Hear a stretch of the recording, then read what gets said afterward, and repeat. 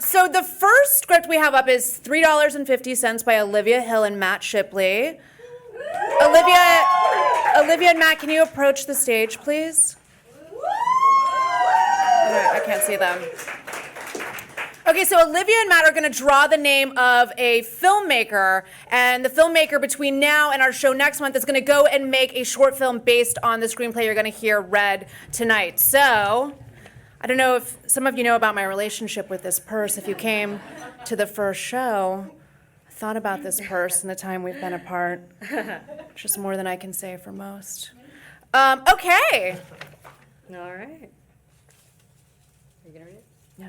Oh, yes. Oh, okay. No, I am. You know what? I Yeah. am. All right. Alex Linares. Yay, Alex. Okay. All right. So, up to bat. Stage directions. We have Pamm. Monte is played by Paul. Spike is played by Craig. Eddie is played by Lance. Bonnie is played by Shayna. Hooker number 1 is played by Michelle. And hooker number 2 is played by Sameena. This is based on a story told by Monte LaMonte. At the tender age of 13, Monte is stiffed out of $3.50 when an adult disagrees on the terms that have been agreed upon. But years later, when Monte is a much bigger adult, he finally gets his money and a little extra. $3.50. Yeah.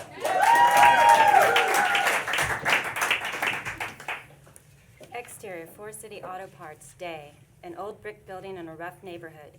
Weeds seep through the cracks of the asphalt. Interior, Forest City Auto Parts, continuous. Standing at the counter, we find Monte, 13, a young metalhead that's big for his age, and Eddie, 12, still dressed by his mother. They stand before Jeffrey Spike Spikeson, 33, overgelled and overdressed given his surroundings. Well, sir, for just $3.50 an hour, we'll get rid of all those weeds. Just $3.50. All right, that'll work. Exterior, Forest City Auto Parts, parking lot. 1 hour later, Monte and Eddie, drenched in sweat, pull the last few remaining weeds. Interior, Forest City Auto Parts, continuous. Monte and Eddie, heads high, held high, enter. We're all done, Spike. All right. How much are you again? $3.50. Yes, sir. Spike walks to the cash register and pulls out a roll of quarters. He counts $3.50. He slides the quarters towards Eddie. Monte waits expectantly. To Monte. What? Well, Spike, we agreed on $3.50 Right, that's $2.50. each. Laughing. Well, that's not. Well, that's where you're wrong, kid. I agreed to $3.50. I didn't say nothing about each.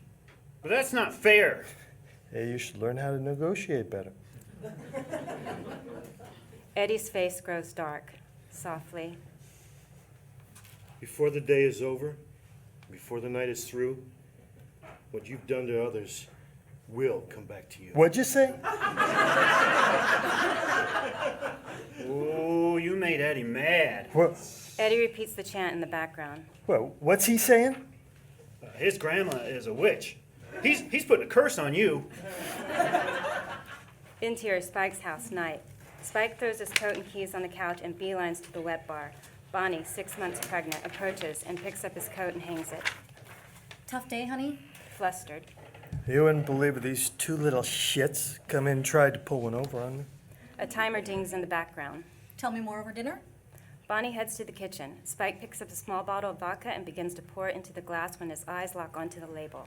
It reads, 350 milliliter. His eyes narrow in disbelief. Before the night is through. Spike shivers.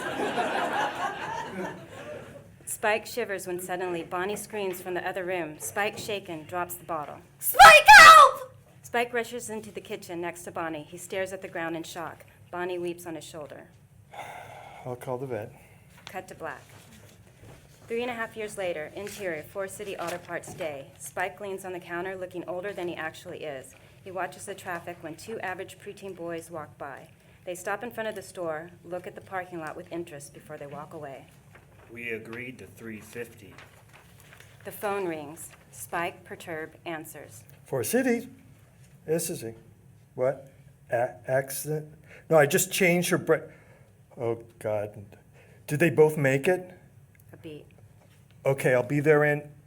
Spike's eyes float to the clock. It reads 3:50 p.m. Each.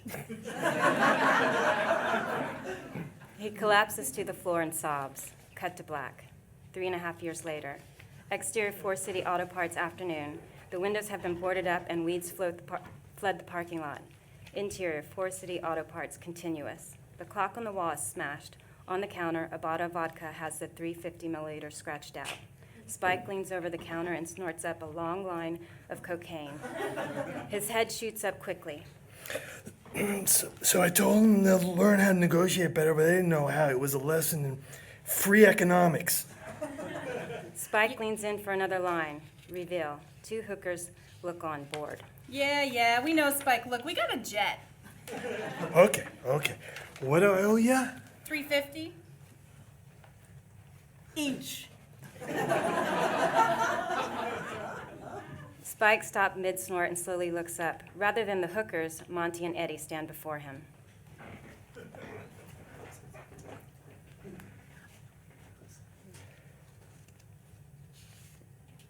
Eddie says. Yeah, Eddie, who's that? $350. Each. Spike blinks, and the hookers reappear. He looks at them with confusion and pain in his eyes. He begins to mumble incoherently. The 2 ladies exchange a nervous glance and back towards the door. They grab their things and rush out. Exterior 4 City Auto Parts parking lot continuous. Spike runs outside and yells wildly after them. His eyes fall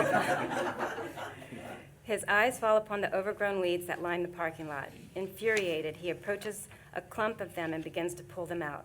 But as he pulls up one weed, 2 magically regrow in its place. The weeds grow higher and faster around him, eventually taking over the camera's perspective. Cut to black. 3.5 years later. Interior dive bar, day. Nursing a drink at the end of the bar is Spike, sporting a bushy beard riddled with small bits of weeds. Monte enters, older and buffer. He sits down at the bar when his eyes fall upon Spike. Holy shit. Spike? From 4 City Auto Parts? Monte approaches the shell of a man that was Spike. He doesn't look up. The Spike. You're the asshole that robbed me when I was a kid. Spike turns around. You might not remember me, but I remember you. Life reignites behind Spike's eyes. The way I see it, right now you owe me $3.50. Softly. But you cursed me. Shouldn't that cover it? Curse? Ha! That shit doesn't work. To himself. Otherwise, Eddie wouldn't be in jail right now. A beat.